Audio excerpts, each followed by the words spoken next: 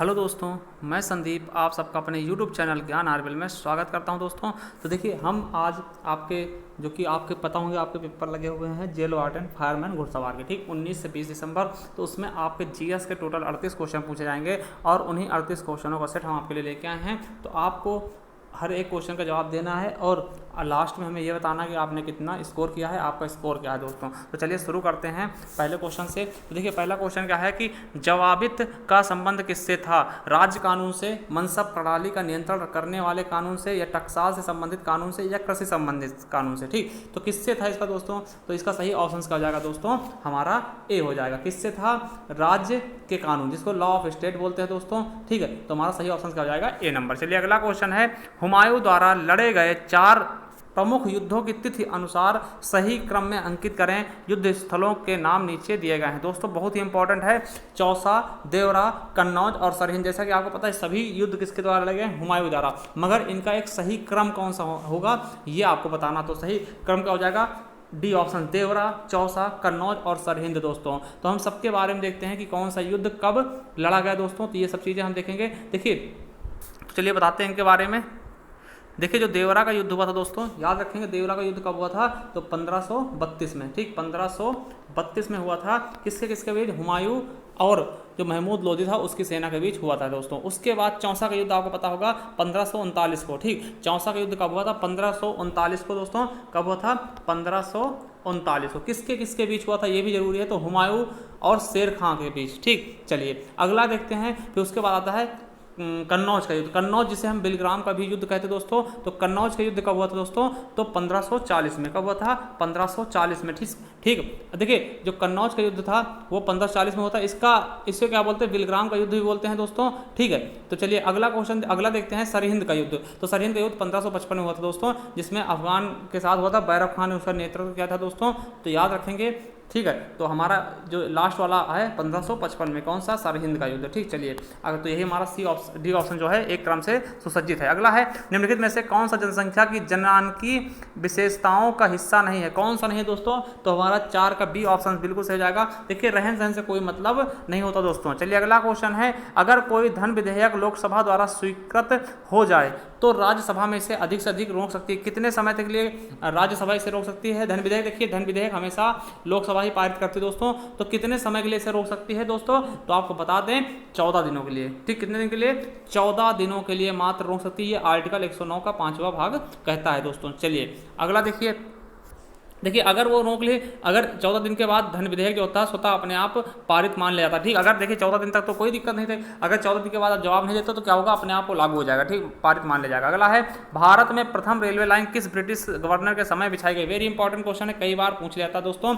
Lord Dalhousie, Lord Curzon, Lord Wellesley और Lord Liton. तो हमारा सही ऑप्शन कौन सा जाएगा? लॉर्ड डलहौजी के समय दोस्तों। तो लॉर्ड डलहौजी के समय आपको पता होगा कि 1853 ईस्वी में, ठीक 1853 ईस्वी में सबसे पहले क्या थी? प्रथम रेलगाड़ी चली थी, आपको पता होगा मुंबई से थाड़े के बीच। ठीक, मुंबई से थाड़े के बीच दोस्तों। तो ये आपके लिए सही ऑप्शन कौन सा जाएगा? लॉर्ड डलहौजी। ठीक, तो ये आपके लिए बहुत इंपॉर्टेंट क्वेश्चन है। अगर है, बिरसा मुंडा का कार्य क्षेत्र कौन सा था? बिरसा मुंडा कहाँ संबंधित थे? चंपारण, बलिया, रांची या फिर अलीपुर मेरे दोस्तों। तो कहाँ से थे बिरसा मुंडा जो है? वो रांची से संबंधित थे। कहाँ से? रांची से संबंधित थे दोस्तों। चलिए अगला दोस्तों देखते हैं दोस्तों, 108 नंबर क्वेश्चन का कहता है, निम्नलिखित में से किसने बड़ी बुद्धिमानी के साथ अलीपुर षड्यंत्र मामले में अरविंद घोष का बचाव किया था? अरविंद घोष, आपने इनको बारे में नाम सुना होगा इनका। तो देखिए किसने किया था दोस्तों? तो आपको बता दें कि किसने? चितरंजन दास जी ने इन्हें बचाया था। ठीक, चितरंजन दास जी ने इन्हें बचाया था मेरे दोस्तों। देखिए जो अली षड्यंत्र केस था वो 1908 से 1909 तक चला था दोस्तों। तो ये भी याद रख लेंगे। और इससे संबंधित कौन कौन से थे? तो खुदीराम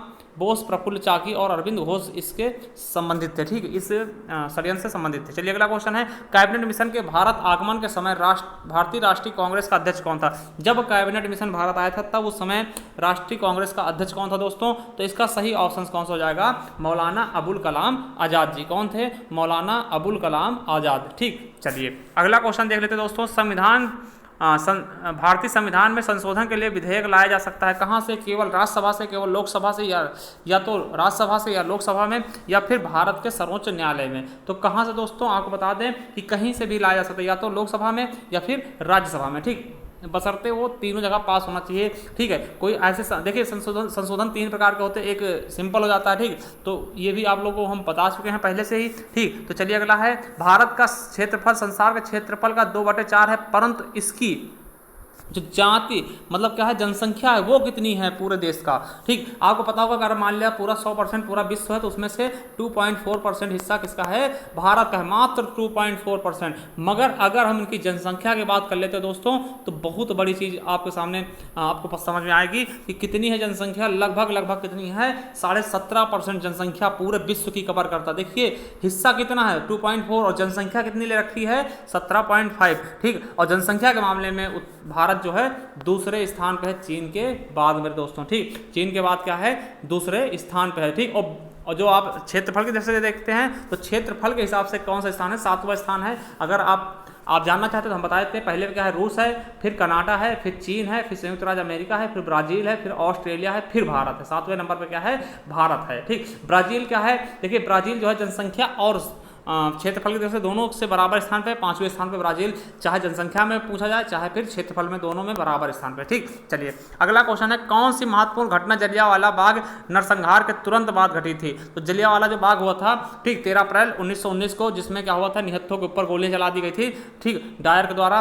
ठीक है, तो उससे तुरंत बाद कौन सी घटना घटी थी दोस्तों, तो आपको बता दें कौन सा, रॉलेट एक्ट बनाया गया था। ठीक, चलिए अगला क्वेश्चन है, तिब्बत में मानसरोवर झील के पास नदी का स्रोत कौन सा है। तो तिब्बत में जो मानसरोवर झील है वहां नदी का स्रोत कौन सा है, सतलज, ब्रह्मपुत्र या फिर सिंधु या फिर उपरोक्त सभी दोस्तों। तो आपको पता होगा कि जो भी नदियां हैं ये तीनों के तीनों कहाँ से हैं, आप तिब्बत के पास मानसरोवर झील से ही निकलती हैं दोस्तों। ठीक है, जो सिंधु है ये भी, ठीक है, ब्रह्मपुत्र और सतलज ये सभी क्या होती हैं, वहीं पास से ही निकलती है दोस्तों। ठीक, चलिए अगला क्वेश्चन देखते हैं दोस्तों। अगला क्वेश्चन है, भारतीय संविधान के निम्नलिखित अनुच्छेदों में से कौन सा अनुच्छेद राज्य की सरकारों को ग्राम पंचायतों के संगठित करने का निर्देश देता है। दोस्तों वेरी इंपॉर्टेंट क्वेश्चन है, IMP क्वेश्चन, याद रखेंगे दोस्तों, बहुत ही ज़्यादा इंपॉर्टेंट है। तो आपको बता दें कौन सा होता है, अनुच्छेद 40 का कहता है कि राज्य ग्राम पंचायतों का गठन करना। ठीक, आपको बता दें राज्य ग्राम पंचायत गठन करना क्या बताएगा है, अनुच्छेद 40। ठीक, और 32 बहुत ही इंपॉर्टेंट है, इसको क्या बोलते हैं, संविधान की हृदय या आत्मा बोलते हैं। भीमराव अम्बेडकर द्वारा बताया गया कि ये संविधान का हृदय या फिर आत्मा है, मगर इसमें है क्या, तो संवैधानिक उपचारों से संबंधित है दोस्तों, ये आपके अधिकार हैं। ठीक, तो याद रखेंगे, ये भी आपके लिए बहुत ही इंपॉर्टेंट था दोस्तों। ठीक, अब देखिए 51 में कहा जो शांति समझौते होते हैं वो 51 में बताया गया है। ठीक, अंतर्राष्ट्रीय शांति और सुरक्षा से व्यक्ति इसमें बताया गया 51 में। ठीक, आर्टिकल 51 मेरे दोस्तों। 48 में क्या है कि राज्य कृषि और पशुपालन के आधुनिक और वैज्ञानिक प्रणाली द्वारा संगठित करने का प्रयास करेगा। ठीक, तो इसमें 48 में बताया गया है। ठीक, तो चलिए अगला क्वेश्चन देखते हैं, पारिस्थितिक संतुलन बनाए रखने के लिए न्यूनतम वन आवरण अनिवार्य है। तो कितना कम से कम आवरण होना चाहिए, वन का आवरण कितना होना चाहिए, कम से कम कितने % वन होने चाहिए संपूर्ण भूमि पर,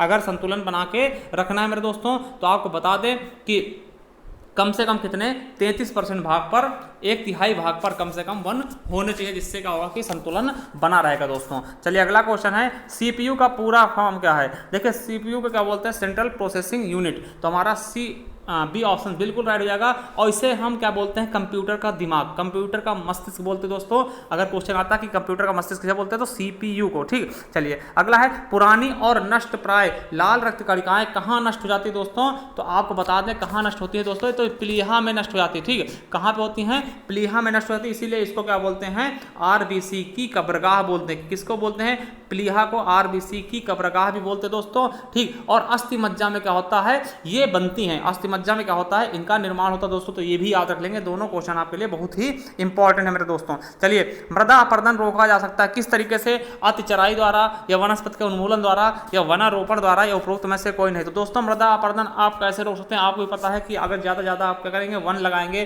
पेड़ पौधे लगाएंगे, उससे क्या होगा, मृदा का अपरदन रुक जाएगा। चलिए अगला है, न्यायिक पुनरावलोकन का अर्थ यह है कि उच्चतम न्यायालय, तो इसका सही ऑप्शन कौन सा हो जाएगा दोस्तों, तो इसका सही ऑप्शन क्या हो जाएगा, D नंबर, किसी भी राज्य के कानून को अवैध घोषित कर सकता है दोस्तों। आपको पता होगा कि न्यायिक पुनरावलोकन जो होता है, इसके द्वारा क्या करते हैं कि किसी भी जो कानून है आप बना रहे हो, तो अगर वो कहीं भी किसी प्रकार से गलत है तो उसे क्या रद्द कर सकते हैं। ठीक, उसे क्या करते हैं, रद्द कर सकते हैं। ये क्या है, कानूनों की समीक्षा करता है, एक हिसाब से उसको देखता है सही ढंग से। ठीक, इसमें गलत क्या है, सही क्या है। ठीक, चलिए अगला है, 1 रुपए के नोट पर हस्ताक्षर होता है, बहुत ही पुराना क्वेश्चन है, बहुत बार पूछा था, वित्त वित्त मंत्रालय के सचिव का या गवर्नर भारतीय रिजर्व बैंक का या वित्त मंत्री का या इनमें से कोई नहीं दोस्तों। तो आपको पता होगा किसके, वित्त मंत्रालय के सचिव का हस्ताक्षर 1 रुपए के नोट में होता है दोस्तों, ठीक। बाकी सब में आरबीआई के गवर्नर का दोस्तों। चलिए अगला क्वेश्चन है, निम्नलिखित में से परजीवी पौधों की पहचान करें। परजीवी पौधे कौन से हैं दोस्तों, ये आपको बताना है। तो आपको बता दें कौन सा है, आकाश बेल, जिसको अमर बेल भी बोलते हैं, ठीक है। तो ये आपके लिए कहा जाएगा अमर बेल, ठीक। तो ये परजीवी होता है दोस्तों।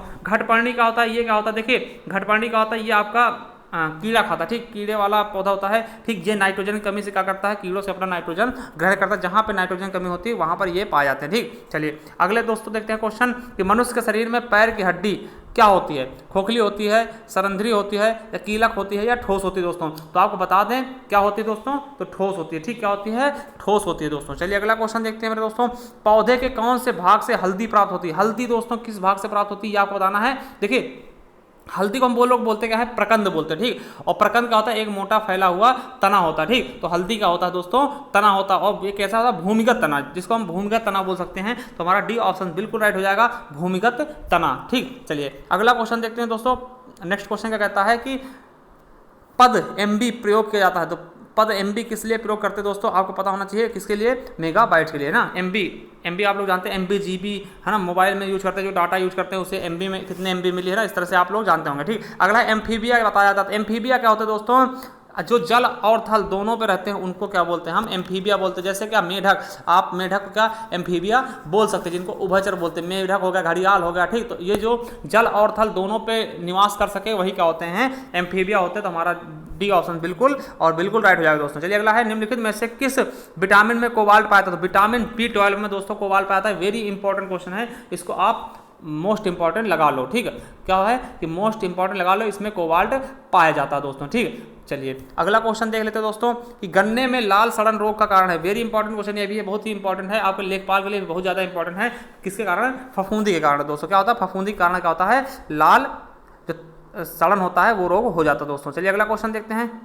नेक्स्ट क्वेश्चन क्या कहते हैं, सबसे इंपॉर्टेंट क्वेश्चन देखिए, ये पीसीएस में कई बार पूछा गया। भारतीय सब्जी अनुसंधान संस्थान स्थित है, कहाँ पर स्थित है दोस्तों, भारतीय सब्जी अनुसंधान संस्थान, तो वाराणसी में, ठीक। वाराणसी में स्थित दोस्तों, कहाँ पर है, वाराणसी में, ठीक। एक आता साग, ठीक है। तो सब्जी अनुसंधान केंद्र कहाँ पे है, वाराणसी। और दलहन अनुसंधान केंद्र कहाँ है, कानपुर में। ये भी याद रख लेंगे दोस्तों, बहुत ही इंपॉर्टेंट। अगला है, सेब के फल में खाने योग्य भाग होता है, कौन होता है, बीज चोल होता है, फल भित्ति होती है, गूदेदार पुष्पासन होता है, ये फल का बाहरी भाग होता है दोस्तों। तो इसका सही ऑप्शन क्या हो जाएगा हमारा, गूदेदार पुष्पासन। क्या बोलते हैं जिसको, फाल्स फूड बोलते हैं, ठीक। सेब का है फाल्स फूड है, झूठा फल है, ठीक। तो ये चीज आप लोग याद रख लेंगे, ठीक। तो इसके खाने वाला भाग क्या होता है, गूदेदार पुष्पासन दोस्तों। अगला है, निम्नलिखित में से ऊर्जा का कौन सा स्रोत व्यवहारिक स्रोत नहीं है, व्यावसायिक स्रोत नहीं है। पेट्रोलियम, परमाणु ऊर्जा, प्राकृतिक या बायोगैस। तो बायोगैस क्या है, ये व्यावसायिक स्रोत नहीं है, इसको आप बेच नहीं सकते, ठीक। तो थोड़ा सा ये अलग सा होता है दोस्तों। तो आप लोग याद रखेंगे कि क्या है आपका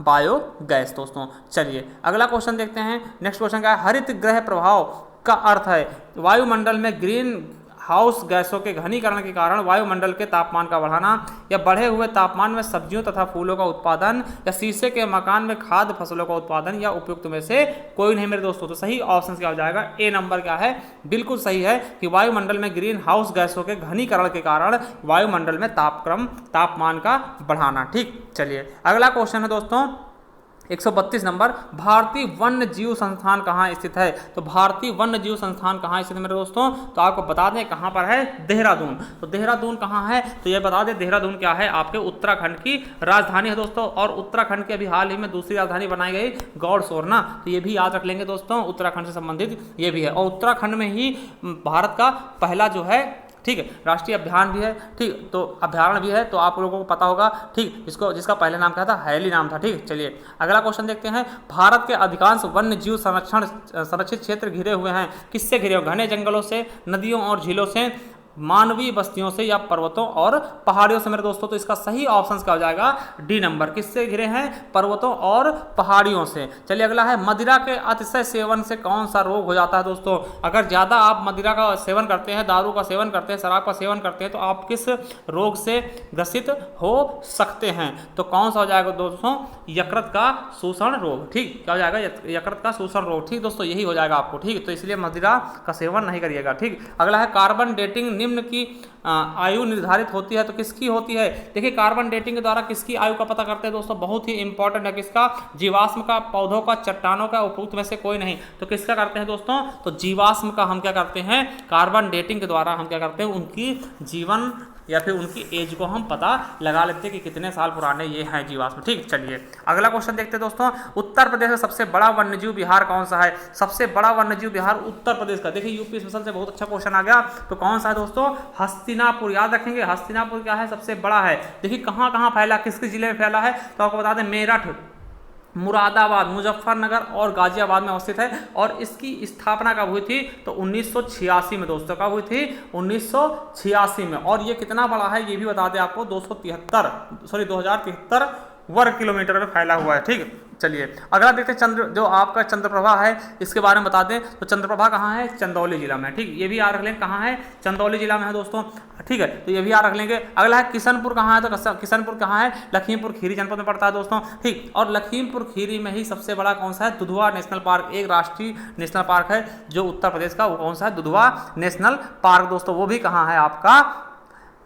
लखीमपुर खीरी में। और लखीमपुर खीरी क्या है? सबसे बड़ा जिला है उत्तर प्रदेश का। सबसे बड़ा जिला कौन सा है? लखीमपुर खीरी दोस्तों। चलिए अगला क्वेश्चन है, निम्नलिखित में से किसने इंडियन इकोनॉमी है ना गांधीयन ब्लूप्रिंट नामक पुस्तक लिखी थी? किसने लिखी? आचार्य विनोबा भावे, मोरारजी देसाई, जयप्रकाश नारायण या चौधरी चरण सिंह मेरे दोस्तों। तो किसने लिखी थी? तो चौधरी चरण सिंह दोस्तों। किसने लिखी? चौधरी चरण सिंह ने। चलिए अगला है, गेहूं की सिंचाई है तो अतिक्रांतिक अवस्था है, तो कौन सी है अतिक्रांतिक अवस्था? ताज निकालने की अवस्था, कल्ले निकालने की अवस्था, बूट अवस्था या संधि अवस्था। तो दोस्तों कौन सा हमारा सही ऑप्शन हो जाएगा? हमारा ए नंबर बिल्कुल सही जाएगा, ताज निकलने की अवस्था। चलिए अगला क्वेश्चन है दोस्तों, देखिए अगला क्वेश्चन है, निम्नलिखित में से कौन सा शहर गंगा नदी किनारे अवस्थित है? कौन सा शहर है? फतेहपुर, भागलपुर, उत्तरकाशी या फिर कानपुर दोस्तों। तो कौन सा गंगा नदी किनारे स्थित है दोस्तों? इसका सही ऑप्शन कौन सा हो जाएगा? हमारा ए नंबर। क्या है? फतेहपुर। ठीक, कौन सा है? फतेहपुर क्या है? गंगा नदी किनारे स्थित है दोस्तों। देख लिए वाराणसी, इलाहाबाद, कानपुर, हरिद्वार, भागलपुर, ये सब किसके हैं?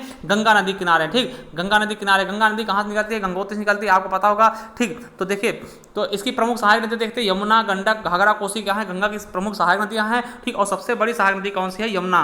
ठीक, यमुना क्या है? भारत की भी सबसे बड़ी सहायक नदी है और गंगा की ये सहायक नदी है दोस्तों। ठीक, तो ये भी याद रख लेंगे दोस्तों। तो चलिए देखिए हमने टोटल 38 क्वेश्चन यहाँ तक देख लिए हैं आपके लिए। ठीक, आपको यहाँ तक बताना है कितने आपने क्वेश्चन अटेम्प्ट किया, कितने सही कर दिए 38 में से। ठीक, उसके बाद हम 2 क्वेश्चन आपको छोड़ के जा रहे हैं, इनके आंसर अगर आपको पता है तो आप हमें कमेंट बॉक्स में कमेंट जरूर करना। देखिए पहला का है, निम्नलिखित में से किस मौर्य राजा ने दक्कन की विजय की थी? किसने की थी दक्कन पर विजय दोस्तों? तो हमारा इसमें से सही ऑप्शन कौन सा? अशोक, चंद्रगुप्त, बिंदुसार या फिर कुणाल। और लास्ट आपका एक क्वेश्चन और होगा आपके लिए कि किसका मुख्यालय रोम में है दोस्तों? किसका मुख्यालय रोम में है दोस्तों? तो आपको इसका बताना है कि किस चीज का मुख्यालय रोम में है। यूनिसेफ, ILO या फिर FAO, ठीक है, या फिर IFO, किसका मुख्यालय क्या है? रोम में है दोस्तों। इन दोनों का आंसर आपको कमेंट बॉक्स में करना, अपना स्कोर भी जरूर शेयर करना दोस्तों। और अगर आप किसी भी तरह की तैयारी करें तो आप हमारे प्लेलिस्ट पे जाएंगे तो वहाँ पे हमने संपूर्ण हिंदी पढ़ा रखी, और इसके जो जेल वार्डन है इसके हमने प्रीवियस पेपर भी सॉल्व कराए हैं, तो आपको प्लेलिस्ट में मिल जाएगी जेल वार्डन नाम से, वहाँ पे जाकर के आप देख सकते हैं दोस्तों। अगर वीडियो पसंद आए तो लाइक कर देना दोस्तों, शेयर कर देना और चैनल सब्सक्राइब कर लेना, क्योंकि हम इसी प्रकार के वीडियो आपके लिए लाते रहेंगे, पूरे मॉक टेस्ट लाते रहेंगे। हिंदी के भी मॉक टेस्ट हमने सुबह डाला था, अगर आपने नहीं देखा तो बहुत सारे वीडियो आपको प्ले लिस्ट में मिल जाएंगे। जहाँ पे जाएंगे आप हमारे प्ले लिस्ट में तो वहाँ पे जेल वार्डन फायरमैन घुड़सवार के नाम से प्ले लिस्ट मिल जाएगी, वहाँ पर आप जाकर के पढ़ सकते हैं दोस्तों। थैंक यू, धन्यवाद।